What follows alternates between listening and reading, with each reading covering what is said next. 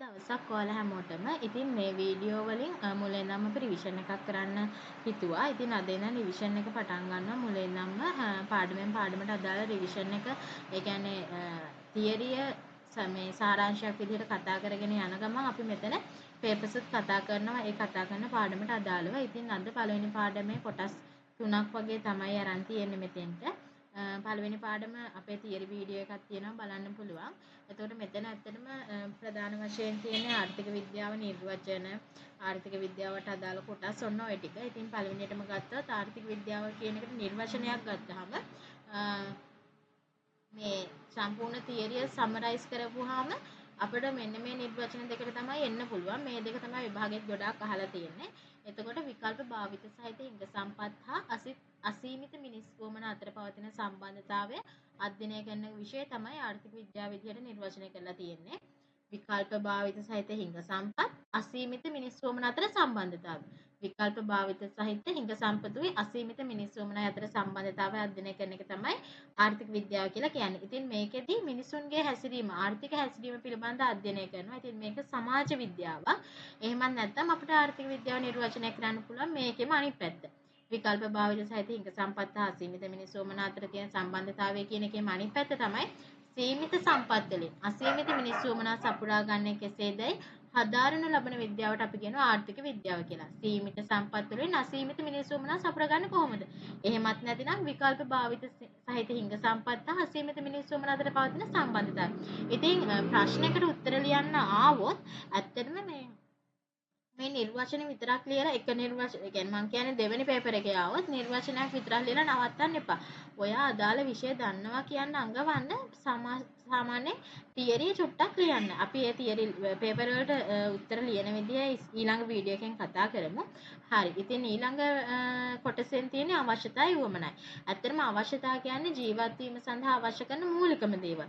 එතකොට වුවමනා කියන්නේ අවශ්‍යතාව ඉටු කරගන්න විවිධ ආකාර. එතකොට අවශ්‍යතා ප්‍රධාන කොටස් දෙකකට බෙදෙනවා භෞතික අවශ්‍යතාවයි මානසික අවශ්‍යතාවයි.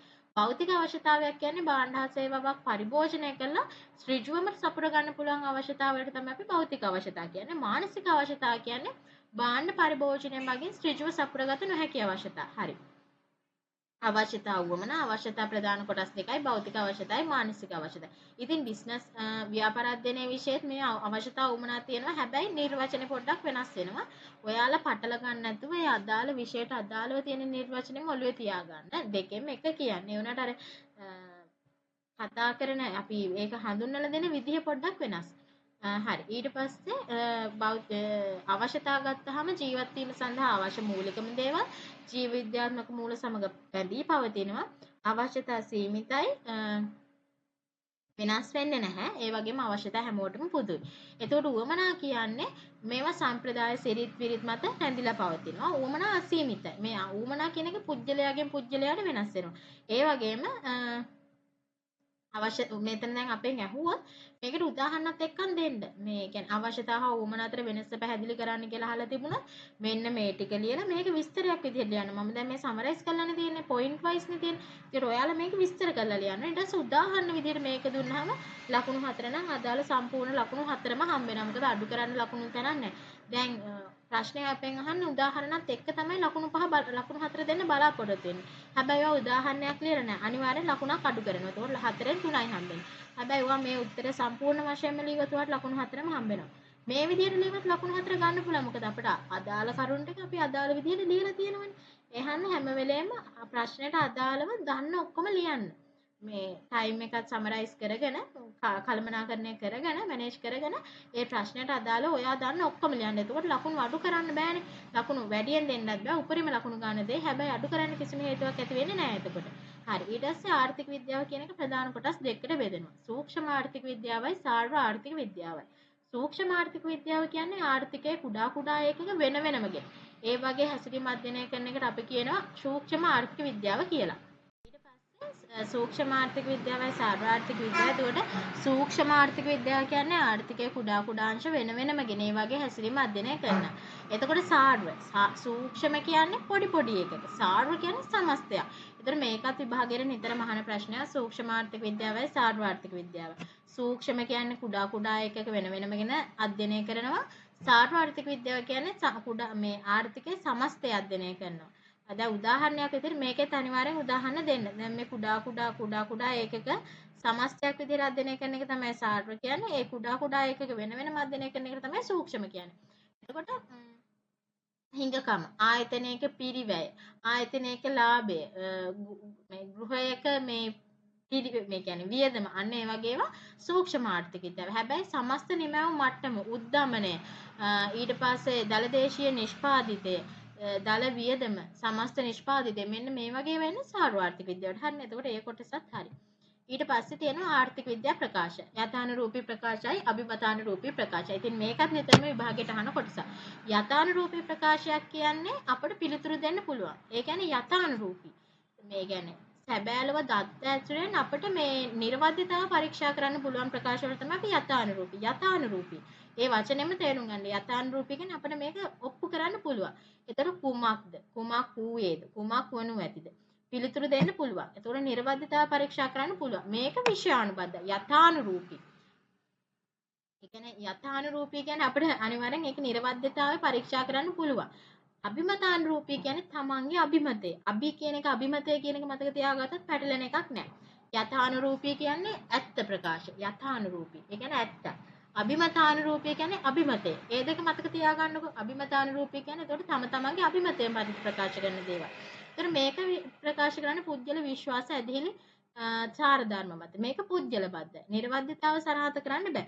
උදාහරණයක් විදිහට යථානුරූපී ප්‍රකාශක තමයි අපි කියනවා රටේ ජනග්‍රහණය මෙන්න මේ ප්‍රතිශතය. අපිට මේක දත්ත අරගෙන සංගණනයක් කරලා නිර්වද්‍යතාව පරීක්ෂා කරන්න පුළුවන්. හැබැයි අභිමතානුරූපී ප්‍රකාශයට තේ කියනවා මේ දිලින්දු පුජ්‍යලෙන් නැති වෙන්න ඕනේ. ඒක අභිමතා තමන්ගේ අභිමතයේ පරිදි. හැබැයි අපිට දිලින්දු නැති කරනවා කියන එක කරන්න ඒ කියන්නේ මේක අපිට මේ ඔප්පු කරන්න බෑනේ දිලින්දු නැති කරනවා කියන එක අපිට ඔප්පු කරන්න බෑ සනාථ කරන්න බෑ. හැබැයි අපි කියනවා මේ ජනග්‍රහණය සත්ව ගහණය වන ප්‍රමාණය අන්න ඒ වගේම අපිට ඔප්පු කරන්න පුළුවන්. එතකොට අභිමතානුරූපී අභිමතය යථානුරූපී කියන්නේ ඇත්තේවුවා. හරි ඊට පස්සේ ඊළඟ කොටසේ තියෙන මේ පළවෙනි පාඩමේ භාණ්ඩ. භාණ්ඩයක් කියන්නේ මේකත් විභාගයට නිතරම ලකුණු 2-3ක ප්‍රශ්නයක් එන කොටසක්. එතකොට මේක පැටලෙයි. මේකත් ඔයාලා පුළුවන් නම් මේ මම දාලා තියෙන ටිකත් ඔයාලා සමරයිස් කරගන්න ආයේ. ඒතර භාණ්ඩයක් කියන්නේ ධන තෘප්තියක්වත් උපයෝගීතාවය. ධන තෘප්තිය. තෘප්තියක් හරි උපයෝගීතාවයක් හරි. ලබා දෙන ඕනම දෙයකට අපි කියනවා භාණ්ඩයක් කියලා. එතකොට මේ භාණ්ඩ ප්‍රධාන කොටස් දෙකයි. ආර්ථික නොවන භාණ්ඩයි ආර්ථික භාණ්ඩයි. ආර්ථික නොවන භාණ්ඩ වලට තමයි අපි කියන්නේ නොමිල භාණ්ඩ, පිරිවැය රහිත භාණ්ඩ, ස්වභාවික භාණ්ඩ. ආර්ථික භාණ්ඩ වලට අපි කියේ ආර්ථික නොවන භාණ්ඩ ප්‍රධාන කොටස් දෙකයි. ආර්ථික නොවන භාණ්ඩයි ආර්ථික භාණ්ඩයි. දැන් විභාගයට අහනවා නොමිල භාණ්ඩ යන මොනවාද? ස්වභාවික මේ පිරිවැය රහිත භාණ්ඩ. අපිට එකපාරක් ටර්ම් ටෙස්ට් එකකට වගේ අහලා තියෙනවා පිරිවැය රහිත භාණ්ඩ. දන්නේ නැහැ අහුවට දැන්. ඇයි ආර්ථික නොවන භාණ්ඩනේ හුරු පිරිවැය රහිත භාණ්ඩයක් වර මොකද්ද කියන්නේ දන්නේ නැහැ. ඉතින් මේ පිරිවැය රහිත භාණ්ඩ, නොමිල භාණ්ඩ, ස්වභාවික භාණ්ඩ කියන්නේ ආර්ථික නොවන සම්පත් වලට නොවන භාණ්ඩ වලට. ඒතකොට ආර්ථික නොවන භාණ්ඩ තමයි ශූන්‍ය මිලකදී අසීමිත සැපයුමක් සහිත භාණ්ඩ. ආර්ථික නොවන භාණ්ඩ වලට ශූන්‍ය මිලකදී මිල බිඳුව වුණත් සැපයුම අසීමිතයි. උදාහරණ තමයි හිරුවෙලිය ජලයේ වාතය. සම්පත් පිරිවැයක්, ආවස්තික පිරිවැයක් මේ ආර්ථික නොවන භාණ්ඩ වලට නැහැ. ආර්ථික භාණ්ඩ කියන්නේ සැපයුමේ හිඟකමක් පවතින භාණ්ඩ. ආර්ථික භාණ්ඩ නම් අනිවාර්යෙන් සැපයුමේ හිඟකමක් තියෙනවා. පොත් පෑන් පන්සල් ඇඳුම් පැළඳුම් මේ වගේම ආර්ථික භාණ්ඩ. හිරුවෙලිය ජලයේ වාතය කියන්නේ ආර්ථික නොවන භාණ්ඩ. අසීමිත සැපයනවනේ අසීමිත සැපයුමක් තියෙනවා. ඊට පස්සේ ආර්ථික භාණ්ඩ වලට සම්පත් පිරිවැයක්, ආවස්තික පිරිවැයක් තියෙනවා. ස්වභාවික භාණ්ඩ ආර්ථික නොවන භාණ්ඩ වලට මිනිසා මැදිහත් වෙන්නේ නැහැ. හැබැයි ආර්ථික භාණ්ඩ වලට මිනිසා මැදිහත් වී සාධක සංයෝග කර භාණ්ඩ නිපදවනවා. ඊට පස්සේ මේ ආර්ථික භාණ්ඩ වලට මිලක් තියෙනවා. ඒ මිල ඇති වෙන්නේ හිඟ සම්පත් යොදාගෙන නිෂ්පාදනය කරන නිසා. එතකොට මේකට මිලක් තියෙනවා. මිලක් හටගන්නේ හිඟ සම්පත් නිෂ්පාදනයට යොදා ගන්න නිසා.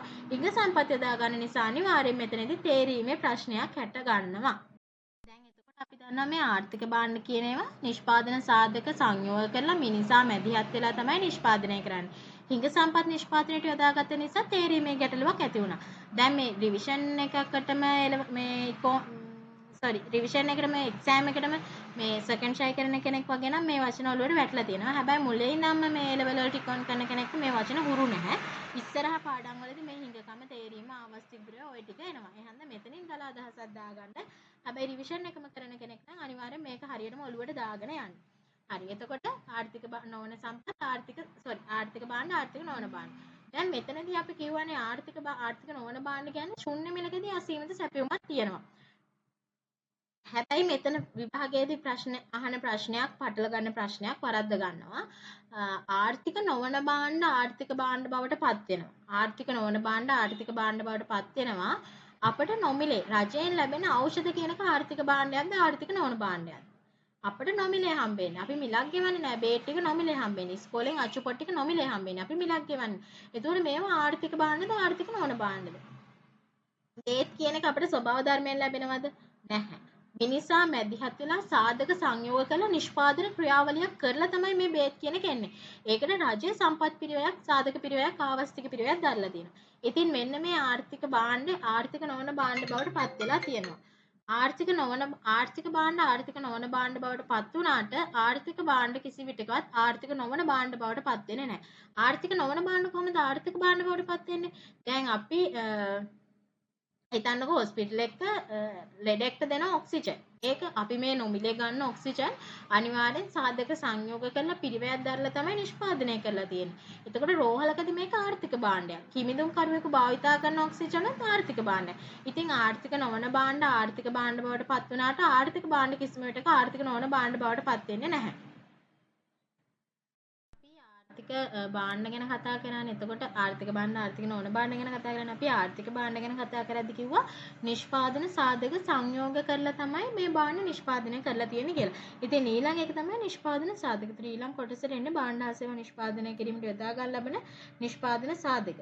මේ නිෂ්පාදන සාධක වලට තමයි නිෂ්පාදන සම්පත් කියලා කියන්නේ. ඒතකොට නිෂ්පාදන සම්පත් කියන්නේ මිනිස් වමනා තෘප්තිමත් කිරීම. මෙන්න නිෂ්පාදන සම්පත් කියදී අනිවාර්යෙන් නිර්වචන බලනකොට මිනිස් වමනා තෘප්තිමත් කිරීම සඳහා. එතකොට අපි අර පුරුද්දට ලියනනේ මිනිස් අවශ්‍යතාව වමනා තෘප්තිමත් කිරීම සඳහා කියලා. ඒතකොට අවශ්‍යතාව නෙමෙයි මිනිස් වමනා තෘප්තිමත් කිරීම සඳහා අවශ්‍ය කරන භාණ්ඩ හා සේවා නිෂ්පාදනයට යොදා ගන්න ලබන සියලුම නිෂ්පාදන සාධක වලට තමයි අපි නිෂ්පාදන සම්පත් කියලා කියන්නේ. භාණ්ඩ ප්‍රධාන කොටස් දෙකකට බෙදුවා ආර්ථික භාණ්ඩයි ආර්ථික නොවන භාණ්ඩයි. ඉතින් මේ නිෂ්පාදන සම්පත ප්‍රධාන කොටස් දෙකකට බෙදෙනවා ආර්ථික සම්පත් ආර්ථික නොවන සම්පත් කියලා. ආර්ථික සම්පත් කියන්නේ අර විදිහටමයි. ආර්ථික සම්පත් කියන ඒවා පළවෙනිට අපි ගමුකෝ ආර්ථික නොවන සම්පත්. ආර්ථික නොවන සම්පත් කියන්නේ ස්වභාව ධර්මයාගෙන් ලැබී ඇති ආවස්තික පිරිවැයක් නැති ස්වභාව ධර්මයාගෙන් ලැබී ඇති ආවස්තික පිරිවැයක් නැති සම්පත්.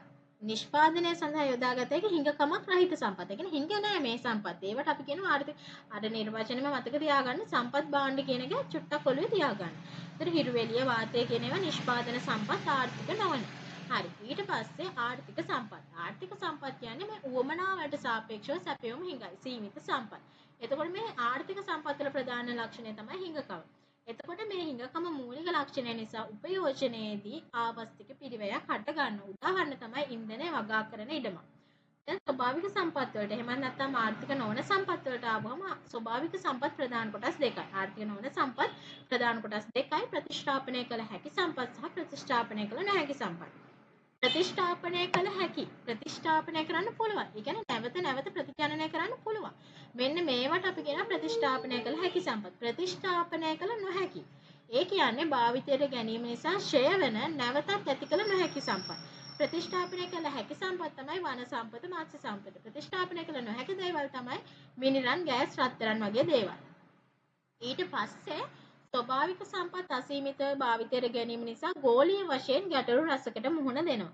ස්වභාවික සම්පත් අසීමිතව භාවිතයට ගැනීම නිසා ගෝලීය වශයෙන් ගැටලු රසකට මුහුණ දෙනවා. මේකත් විභාගයට අහන කොටසක්.